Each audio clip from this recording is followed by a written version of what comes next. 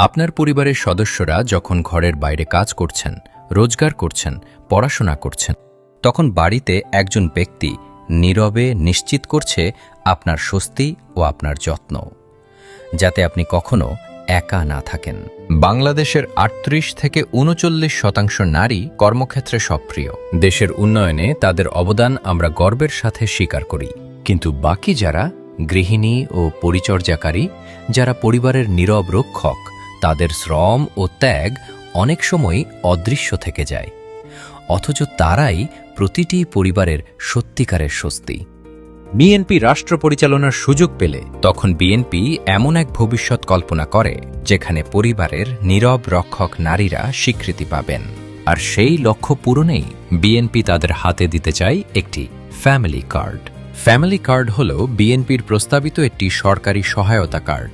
Family card একটি নিশ্চয়তা। স্বল্প আয়ের পরিবারগুলোকে বেশি গুরুত্ব দিয়ে গ্রাম হোক বা শহর, পর্যায়ক্রমে দেশের সব জায়গায় প্রতি মাসে প্রায় ২৫০০ টাকা মূল্যমানের নিত্য প্রয়োজনীয় খাদ্যপণ্য ও দৈনন্দিন সামগ্রী প্রদান করা হবে। এবং এই কার্ড প্রদান করা হবে পরিবারের মূল স্বস্তি, নারী প্রধানের নামে।